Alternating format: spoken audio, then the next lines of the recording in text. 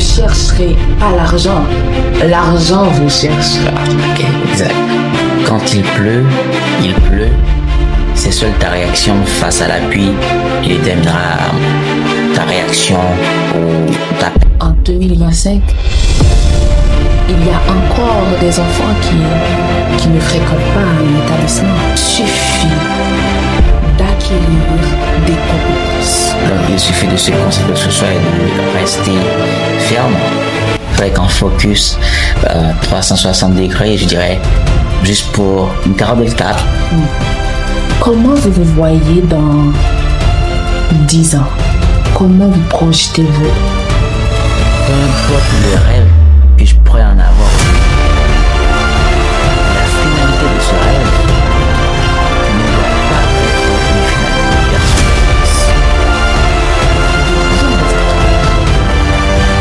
Et de prendre le soin de l'équipe.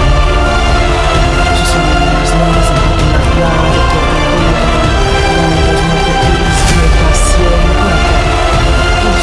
d'acquérir des compétences, une compétence. Je crois aussi que c'est l'une des raisons pour lesquelles les hommes détestent les féministes. Moi, je dis pas tous les hommes, mais une grande majorité déteste les féministes. Pourquoi? Où est passé l'argent des gens? J'ai vu ça. C'est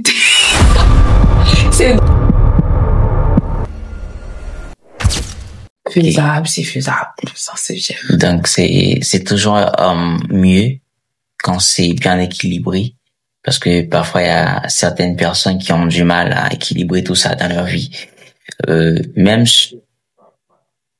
pour aller plus loin de ça, leur vie personnelle et d'autres choses, que ce soit leur vie professionnelle ou leur vie familiale avec leur femme, tout ça, qui ont du mal à trouver cet équilibre.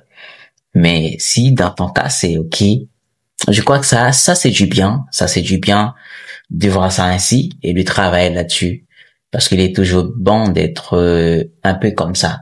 Ce n'est pas le fait d'être meilleur ou de devenir meilleur, mais c'est de s'améliorer chaque jour, comme dit Youssoupha dans son nouvel album. Donc, c'est de travailler chaque jour sur soi, de s'améliorer, pas le fait d'être meilleur. Donc, il faut toujours travailler sur soi.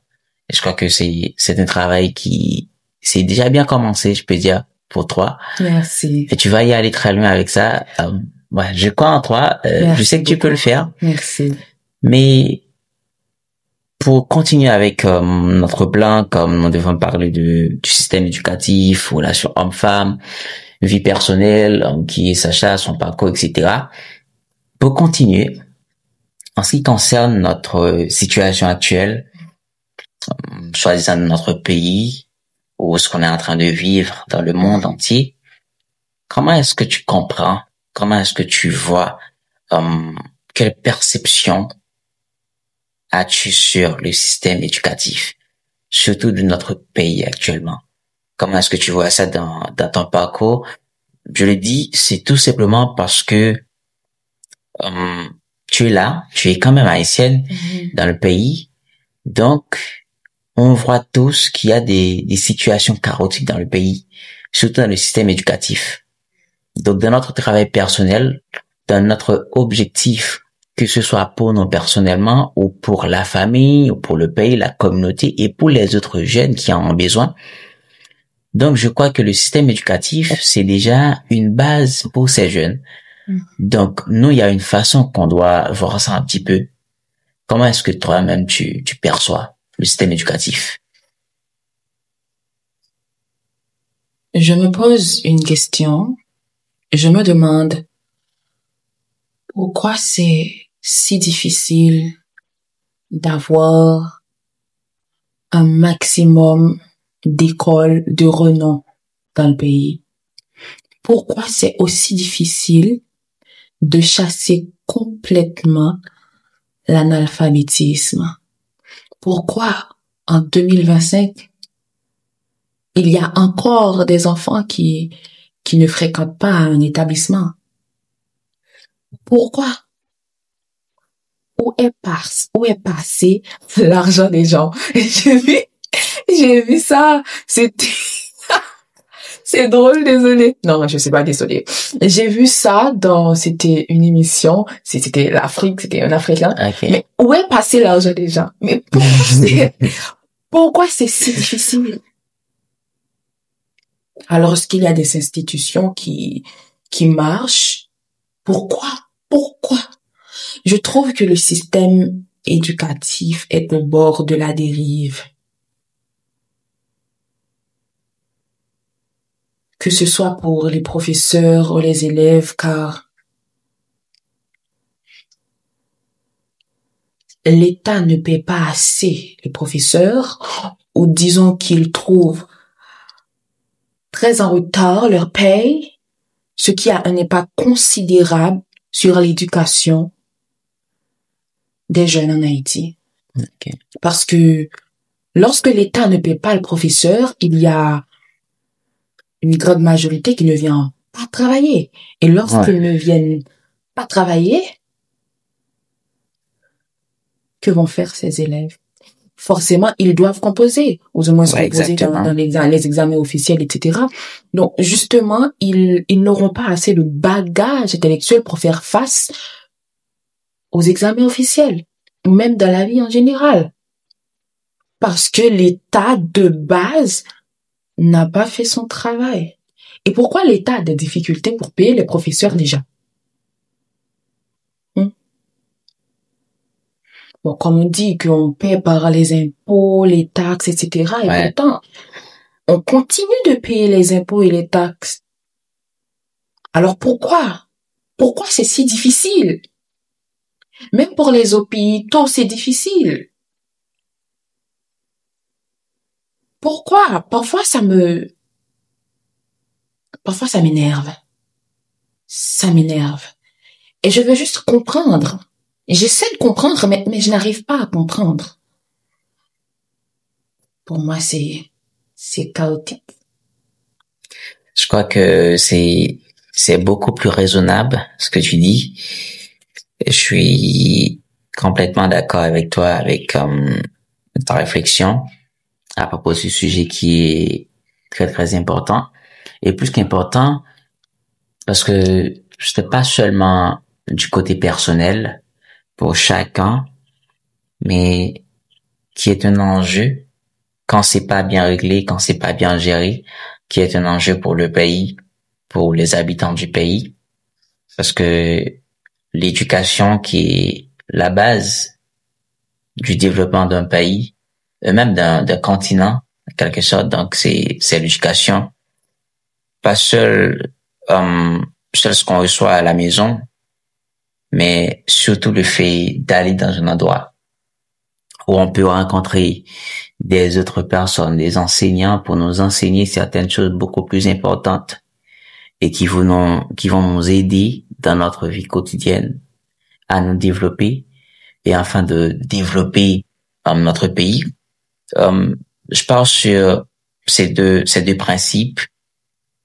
Il y a un auteur haïtien, c'est bien Marc-Henri d'Orléans, dans son livre Change ton toi-même et change ton pays, un livre que j'aime très bien. Et là-dedans, où il parle de la liberté, tout ça, du changement de soi, de son pays, il parle beaucoup de ça. Il a dit même que ce n'est pas parce qu'un pays soit développé, qu'un pays soit riche, ce n'est pas ça la cause pour les habitants de ce pays ou les citoyens de ce pays, soi-disant riches ou développés. Mais c'est parce que les habitants de ce pays sont développés et voilà que le pays, il est développé. De même que les habitants sont riches et le pays est riche. Donc, c'est juste pour montrer que tout ce qui est en rapport avec le développement d'un pays, tout ce qu'il y a dans le pays, c'est la base des habitants. On peut dire ça, la base des habitants. Et aussi pour dire que, comment dirais-je, donc, il y a beaucoup de gens aujourd'hui, beaucoup de personnes, vues avec les situations chaotiques du pays, soit du côté du gouvernement, et à cause de ça on peut dire presque perdre leur valeur dans certaines choses. Et surtout du côté des moins jeunes. Parce qu'il y a des jeunes aujourd'hui, des enfants qui ne trouvent pas la possibilité d'aller à l'école, de bénéficier d'une éducation normale, et qui sont obligés de faire autrement, de faire d'autres choses qu'ils n'auraient pas dû faire. Mais tout ça, c'est à cause du système. Mais là, la question qui est importante pour moi, ce que je me pose chaque jour, et si jamais je trouve la possibilité de poser ça face à face au gouvernement, aux plus responsables, c'est que tout ce qu'il y a, que ce soit beau de mauvais, il y a un intérêt là-dedans. Si on est en train de faire ce podcast aujourd'hui, là, où on est assis, nous avons quand même un intérêt là-dedans. Soit l'intérêt de pouvoir exprimer ses sentiments, ses émotions, expressions, etc., de dire ce qui nous passe par la tête, ou autrement, ou parce qu'on trouve la possibilité d'inspirer d'autres gens à travers ce podcast, les gens qui vont regarder ce podcast. Donc, je crois que c'est le même. Si les responsables du système ne sont pas aussi conformes au système, et pour le rendre normal aux gens, à la population, c'est qu'il y a un intérêt. Et j'aimerais bien savoir quel est cet intérêt. Le fait de ne pas vouloir, de ne pas avoir l'envie d'aider les autres à travers le système. Alors que ils savent très bien que c'est eux qui doivent travailler sur le système pour aider les autres. Et là, comme tu viens de dire dans ton intervention, j'ai bien compris, un petit peu de personnel. Est-ce que tu peux nous dire, tu peux essayer de partager un petit peu, selon toi, ce que tu ferais, ce que tu vois qui est le mieux de faire si tu étais à la place dans ce système pour mieux aider les autres? Tu ferais quoi?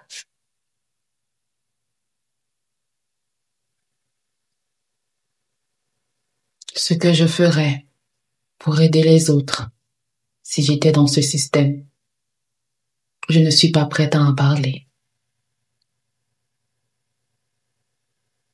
C'est pas mal, c'est pas grave le fait de ne pas encore prête à en parler parce que il y a beaucoup de réflexion là-dessus, Oui. en quelque sorte. Mais en ce qui concerne les relations, là, on est exactement dans le podcast. Comme on disait, on a parlé de beaucoup de sujets. Est-ce que tu penses, selon toi, les femmes, là, entre parenthèses, ce n'est pas dans un cadre personnel, plus personnel que ça, ou un cadre plus privilégié, est-ce que tu penses que les femmes ont les mêmes opportunités que les hommes aujourd'hui? Non. Malheureusement, non. Les femmes et les hommes n'ont pas les mêmes opportunités. C'est un fait. Il est difficile pour les femmes d'occuper certains postes, parce qu'ils sont des femmes ou parce qu'elles sont des femmes ou parce qu'elles sont jugées trop émotionnelles. Donc non, nous n'avons pas les mêmes opportunités que les hommes. Sans compter que, malheureusement aussi pour nous, que nous devrions faire beaucoup plus d'efforts pour moins de reconnaissance. Ok. Je veux dire, il est difficile de trouver dans une institution une femme qui a le même salaire qu'un homme. Même si elle est plus compétente. Si c'est le même poste, l'homme aura toujours plus. Si c'est le même poste. Excepté si bien sûr la femme possède un poste supérieur à cet homme, il peut arriver qu'elle ait un peu plus. Mais dans le même poste, non. Pour toi, est-ce que Est-ce que ça devrait? Absolutely not. Je ne pense pas que cela devait se faire. C'est même injuste. Si nous fournissons les mêmes efforts pour le même poste, pourquoi nous ne pouvons pas avoir le même salaire? Attends, nous devons avoir le même salaire. Pour le même poste? Oui, exactement. Bien sûr. Mais de nos jours, tu veux dire que c'est pas le cas? Non, ce n'est pas le cas. Je ne l'ai pas vécu personnellement, mais j'ai des proches qui le vivent en ce moment. Oui, je crois que ce que tu dis, c'est réel. C'est très réel dans la vraie vie. Les considérations, surtout vis-à-vis des femmes, des hommes, comment est-ce qu'on les conçoit, surtout dans les travails, que ce soit public, surtout. Et on peut dire de nos jours, c'est comme si la femme a beaucoup plus de chances de gagner plus qu'un homme, si ce n'est pas le cas parce qu'elle a un poste supérieur, juste en travaillant sur soi-même ou avoir un travail autonome, que c'est son travail, elle ne travaille pas avec personne, elle travaille avec elle-même. Et là, peut-être par mois dans l'entreprise, si l'homme gagne 200 €, peut-être qu'elle, par mois, dans son travail personnel, elle gagne au moins 300 €. Et là, quand on peut dire qu'il y a cette différence. Les affaires, ce sont les meilleures. Les affaires, entreprendre, c'est vraiment le meilleur et que je conseille vraiment à tout le monde d'entreprendre. Mais je suis consciente que tout le monde ne peut pas ne pourra pas entreprendre. Il n'est pas fait pour entreprendre. Ouais, tout le monde ne peut pas entreprendre. Tout le monde n'est pas fait pour entreprendre. On peut dire ça comme ça, ces temps-ci. Est-ce que tu partages la philosophie de ce mot qui est le féminisme? Ah oui, je partage cette philosophie. Mais attention, je partage ce mot, la définition, ou du moins, même de son essence. Ok. Son essence. Je ne comprends pas la vague de féminisme moderne. Je ne le comprends pas. J'avoue que j'essaie de le comprendre, mais je ne comprends pas. Je ne peux pas détester les hommes. J'ai un petit frère et j'ai un père. J'aime les hommes. Alors je ne peux comprendre le féminisme moderne qui s'avère à prôner que la femme est supérieure. C'est le matriarcat, je pourrais dire. Le matriarcat. Matriarcat. La femme est supérieure à l'homme. Ou l'homme est inférieur, ou on doit considérer l'homme comme vulgaire outil.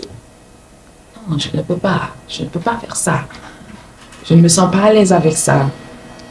Mais je parle du féminisme moderne où on cherche l'équité. Ok. Où on cherche l'équité, on cherche l'égalité, où on cherche le droit des femmes de bénéficier des mêmes opportunités que les hommes. Ok. Un point, c'est tout.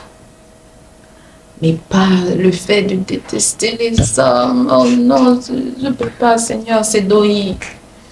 Donc, je pense que parfois c'est un petit peu compliqué pour celles qui ont tout simplement entendu parler du féminisme et qui l'appliquent à leur genre. Ce que vous dites là, c'est très important. J'ai l'impression qu'il y a des femmes qui ne savent pas vraiment ce qu'est le féminisme, mais qui entendent juste qu'ils ont un proche, je sais pas, ils entendent parler du féminisme et ils disent « Oh, c'est beau, ça me rend powerful, elegant, intelligent. Ok, je vais l'adopter. » Et d'un coup, ils détestent les hommes. Et je trouve même parfois des femmes qui détestent les hommes sans raison, juste parce qu'elles sont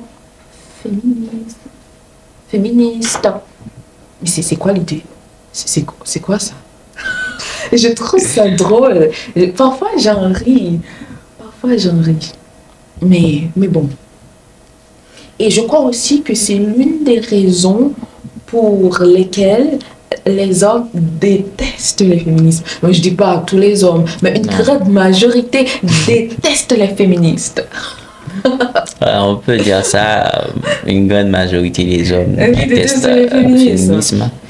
Mais surtout, c'est à cause des autres femmes qui ne comprennent pas. Donc, si ces hommes-là sont dans un espace avec ces femmes qui ne comprennent pas le féminisme, donc ces hommes-là ne vont pas avoir vraiment le bon côté du féminisme. Parce que dans leur quotidien, c'est que le mauvais côté avec la reproduction de ces femmes.